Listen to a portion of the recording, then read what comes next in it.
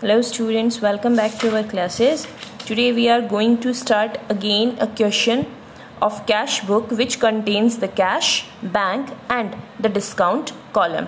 Okay, so students, again I am showing you the format of our cash book in which 3 columns have to be prepared. So students, this is the format of our cash book in which we have 6 columns on the debit side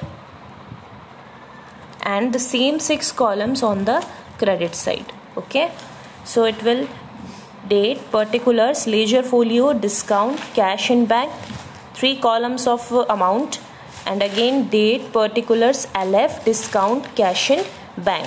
Okay, so this is this debit side and this is the credit side. Whenever the cash should be debited will be written here. It means this is the receipt side and this is the payment side. Okay, जब भी हमें cash receive होगा हम इस side लिखेंगे और जब भी हम कैश को या बैंक को कहीं से भी पे करेंगे तो हम इस तरफ लिखेंगे. Again I am telling you, I have already told you in the earlier videos कि जब भी हमें कैश रिसीव होता है हम डिस्काउंट अलाउ करते हैं और जब भी हम कैश पे करते हैं हमें डिस्काउंट रिसीव होता है. Okay, so now come to the question and we will start our question. So it's June 2010. So students, cash book हमेशा मंथली बेसिस बनती है, यानी एक महीने की एक कैश बुक बनती है. उसका हम ओपनिंग बैलेंस लेते हैं और उसके बाद में पूरा जब हमारा मंथ कंप्लीट हो जाता है तो हम उसका बैलेंस निकालते हैं. That is called closing balance. हम उसका निकालते हैं. तो we have opening balance because it is the June 1 date. We have opening balance. Cash हमारे पास में 10,500 रुपये का है और बैंक हमारे पास में क्रेडिट है 8,400. ओके, तो जब भी हमारे पास में कैश होता है that is the debit balance. So it is 2010 June 1st. It will be written as to balance BD. Leave these columns and we will write our cash in the cash column, that is 10,500. Okay, this is the debit balance and debit balance of cash is our plus balance. And we have credit balance of bank. Again we will write here the date 2010 June 1st by balance BD. So both these column will be blank and we will write on the bank side that is 8,400. तो एक तरफ हमने हमारा debit balance लिख दिया है और एक तरफ हमने क्रेडिट बैलेंस लिख दिया है. बैंक का क्रेडिट बैलेंस होने का मतलब होता है कि ये बैलेंस हमारा नेगेटिव बैलेंस है. ओके, इसीलिए हमने इसको क्रेडिट साइड में लिखा है. Now come to the next one. Bought goods from Amar for 10,000 less 10% trade discount. So students, trade discount को हम बुक्स में शो नहीं करते हैं. अब हम अमर से गुड्स ले रहे हैं लेकिन इसमें ये नहीं लिखा है कि हम अमर को कैश पे कर रहे हैं. It means it is the credit entry और इसका कैश की बुक से कोई भी लिंक नहीं है क्योंकि इसमें ना तो कैश अकाउंट डेबिट होगा ना ही कैश अकाउंट क्रेडिट होगा. कैश का कोई इफेक्ट नहीं आ रहा. So this will be transfer to journal proper, यानी इसकी एंट्री हम जर्नल में करेंगे instead of making in the cash book. So the entry will be purchase account debit to Amar account and the amount will be we have purchased the 10,000 less 10%, so it will become 9,000. Okay, now come to the next transaction. June 5, sold goods to Mohan for 15,000 less 10% trade discount. So students, इस entry में भी हमने मोहन से cash नहीं लिया है. Again this is transfer to journal proper because इसमें भी कैश हमारा इफेक्ट नहीं हो रहा है. इसकी भी हम जर्नल एंट्री करेंगे और इसको कैश बुक में नहीं लिखा जाएगा. Now come to the next one. June 7, settled the account of Amar under 2% cash discount by issuing cheque. हमने अमर से सामान खरीदा था, हमने अमर से गुड्स खरीदे थे 9000 के, दैट इज 10% लेस। अब हम अमर को पेमेंट कर रहे हैं और हमें 2% का कैश डिस्काउंट मिल रहा है, ओके, और हम चेक इशू कर रहे हैं। तो सारे पॉइंट्स कंसीडर करने के बाद हम अपने कैश डिस्काउंट को कैलकुलेट करेंगे। तो कैश डिस्काउंट हो गया हमारा 180 रुपीज़। तो 9000 में से 180 रुपीज़ माइनस करके, दैट इज़ 8820, इसका हमें पेमेंट करना है और चेक से करना है। It means the amount will be deducted from our bank. So let's make the entry. So I will record it on the credit side because it is a payment. So it will become June 5 by Amar 8820, and we are receiving the discount of rupees 180. Okay. Now come to the June 9th transaction. Mohan was offered 2% cash discount to pay by 10th June. He paid only 60% amount and availed offer. तो मोहन वो person है जिसको हमने अपने goods sale किए थे और अब हम मोहन से पेमेंट एक्सपेक्ट कर रहे हैं। मोहन को हमने ऑफर दिया कि अगर वो 10th जून तक हमें पेमेंट दे देता है तो हम उसे 2% कैश डिस्काउंट देंगे। It means we are allowing the cash discount. और मोहन ने अपने टोटल पेमेंट का 60% पार्ट हमें दे दिया और ऑफर को उसने अवेल कर लिया। ओके, सो इसमें हमें कैलकुलेशन करनी पड़ेगी बिकॉज हमने मोहन को गुड सोल्ड किया था 15,000 का, जिसमें से 10% हमें पहले टीडी माइनस कर। तो sold goods were amounting 15,000 and we will less the trade discount, that is 10%, so it will become 1500, तो 13,500. okay, now मोहन जो है वो 13,500 में से केवल 60% ही पेमेंट कर रहा है और उस 60% पे हम उसको 2% का कैश डिस्काउंट दे रहे हैं। तो we can write here payment, that is 13,500 into 60%, that is 8,100, और हम उसमें लेस कर देंगे cash discount because cash discount हम दे रहे हैं of 2%, that is of rupees 162. Okay, so we will we will make the entry in cash book, that is 7,938 rupees we are receiving and 162 rupees we are allowing cash discount. And just because we are receiving the cash, that's why we are writing it on the two side, that is June 9 to Mohan, because Mohan is giving us to cash. So 162 we are giving the discount and 7,938 we are receiving the cash. Now June 11 issued check to pay household expenses 2,000 and income tax 1,200. हम check issue कर रहे हैं जिसमें हम 2000 के house hold expenses पे कर रहे हैं और इनकम टैक्स पे कर रहे हैं 1200 का। सो स्टूडेंट्स, अगर ये हाउस होल्ड एक्सपेंसेस है, इट मीन्स ये हमारे पर्सनल एक्सपेंसेस यानी ओनर का पर्सनल एक्सपेंसेस है। इनकम टैक्स भी एक पर्सनल एक्सपेंस होता है। It means they both are come under the head of drawing, क्योंकि जब भी ओनर कोई पर्सनल एक्सपेंस करता है तो उसमें जो हेड लगता है that is drawing.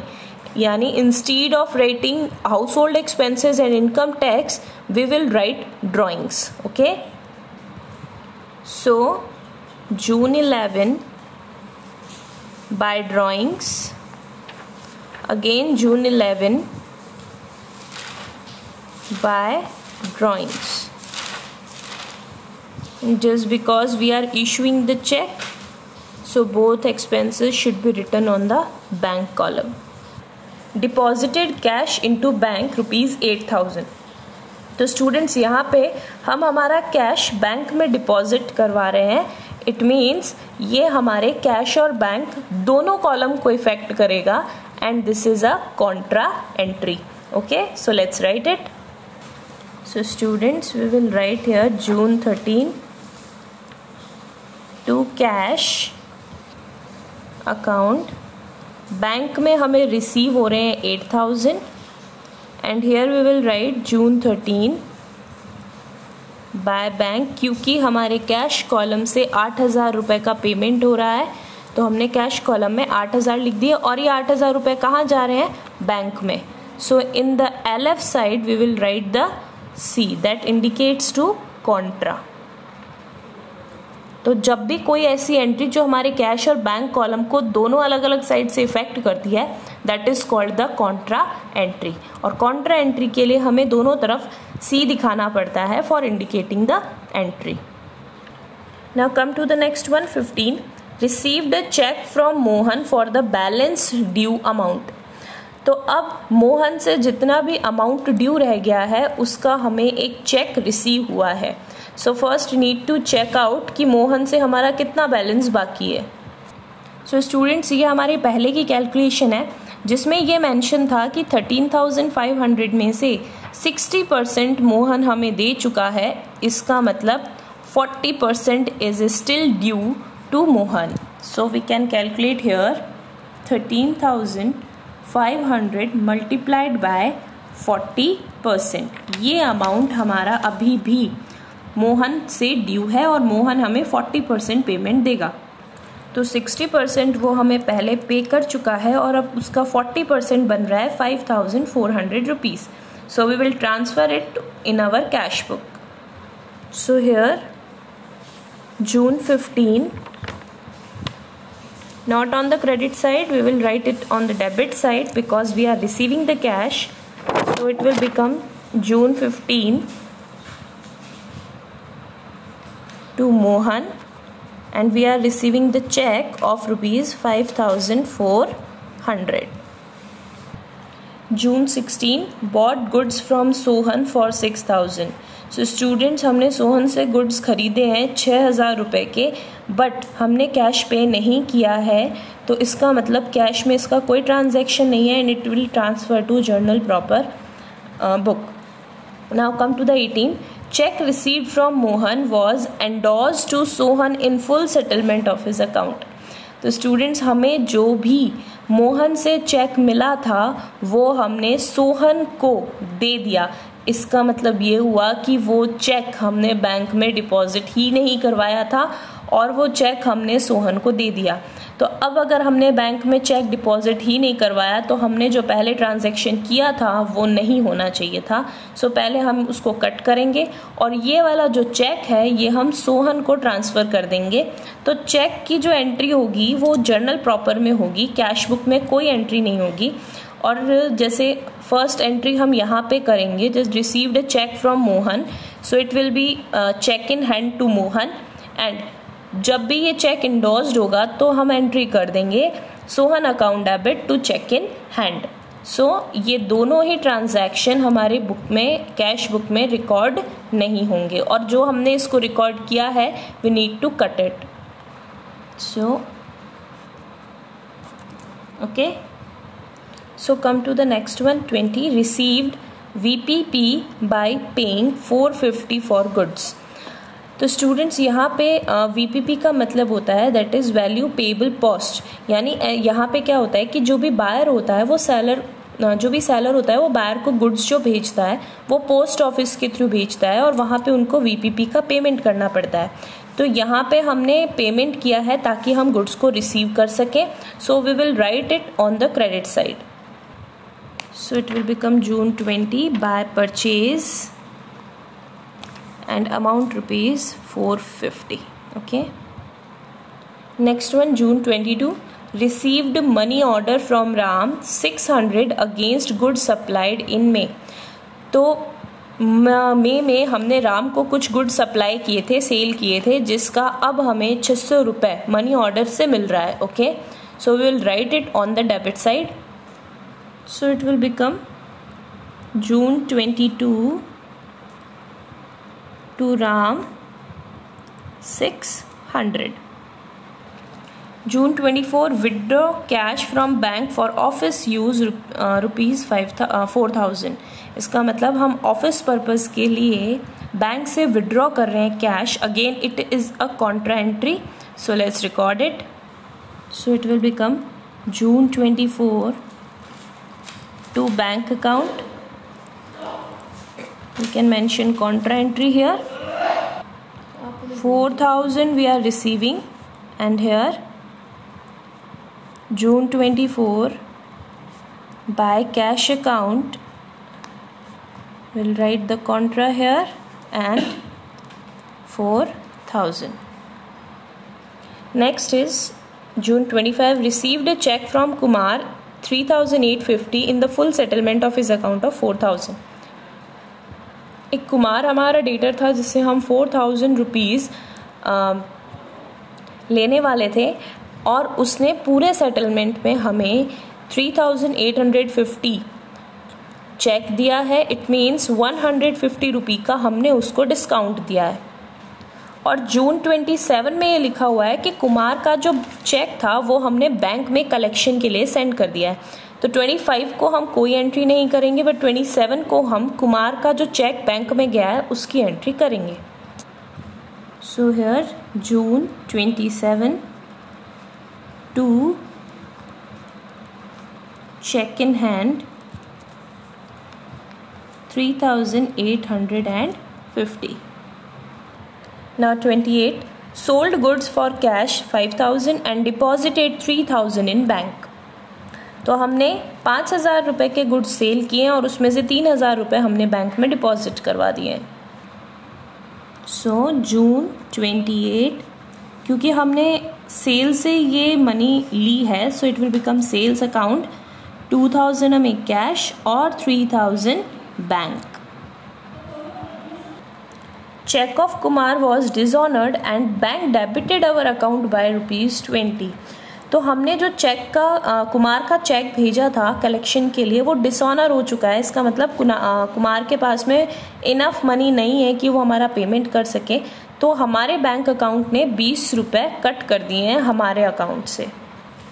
So here it will become June 29 by Kumar, क्योंकि उसका चेक जो हमें मिला था वो डिसऑनर हो चुका है और 20 रुपये हमारे अकाउंट से डिडक्ट हुए हैं, तो वो भी कुमार ही पे करेगा. तो कुमार का जो एंट्री था हमें रिसीव होने का दैट वाज 3850 और उसमें 20 रुपीज़ मैंने ऐड कर दिए हैं. Now the last one is interest debited by bank 300. तो बैंक जब भी हमारे अकाउंट को डेबिट करती है इसका मतलब वो हमारे अकाउंट से डिडक्ट करती है. So we will write it on the credit side. So it will become June 30 by interest, and obviously it will be deducted from our bank account. Okay, deposit the cash balance in excess of ₹8,000 in bank. इस line का ये मतलब है कि हम अपने पास में cash जो रखेंगे वो केवल 8000 रखेंगे. 8000 से ज़्यादा जितना भी हमारे पास में कैश होगा, कैश बैलेंस होगा, वो हम बैंक में डिपॉजिट करवा देंगे. तो इसका मतलब सबसे पहले हमें हमारा कैश अकाउंट ही बंद करना है.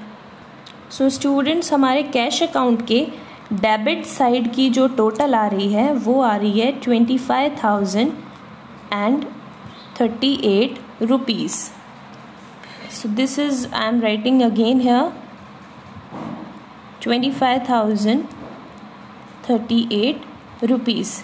तो हमें पता है कि हमें हमारे पास में कितना बैलेंस रखना है. By balance CD again June 30, 8000 का हमें हमारे पास में बैलेंस रखना है और बाकी जितना भी है वो हमें बैंक अकाउंट में डिपॉजिट करवा देना है. तो इन तीनों की जो टोटल है दैट इज़ 8000, 8016, 16 + 450 दैट इज़ 16,450. और टोटल कितना होना चाहिए, यानी हमारे पास में कैश अवेलेबल है 25,000 38 रुपीज़, जिसमें से 16,450 हम यूज़ कर चुके हैं और जो भी अमाउंट अब रिमेनिंग है दैट इज़ 8588, ये हम बैंक अकाउंट में ट्रांसफ़र कर देंगे। अब क्योंकि ये बैंक में ट्रांसफ़र हुआ है तो हमें इसे डेबिट साइड में भी रिकॉर्ड करना है टू कैश अकाउंट। ये हमें बैंक में रिसीव हो चुका है दैट इज़ 8588। ओके, नाउ अब जो है वो हम हमारे बैंक की टोटल करेंगे। सो स्टूडेंट्स, बैंक में क्रेडिट साइड की जो टोटल है वो ज़्यादा आएगी दैट इज़ 28,590 और हमारे क्रेडिट साइड की जो टोटल है वो है 23,438। तो अब जो बैलेंस रहेगा यानी जो भी डिफरेंस अमाउंट रहेगी वो हम टू साइड में लिख देंगे। Again June 30, so it will become 5152। अब हमारा जो टोटल है वो मैच कर जाएगा that is 28590। Okay, so students, next year यानी जब नेक्स्ट मंथ में यानी जुलाई में जब हम अपना ओपनिंग बैलेंस वापस लिखेंगे तो ये बैलेंस हम यहाँ पे लिखेंगे like 2010 July 1st by balance BD in the bank column 5152 and 2010 July 1st to balance BD cash का हमारा इस तरफ आएगा that is 8,000। So this is our cash book which contains 3 column: cash, bank and discount column. Okay.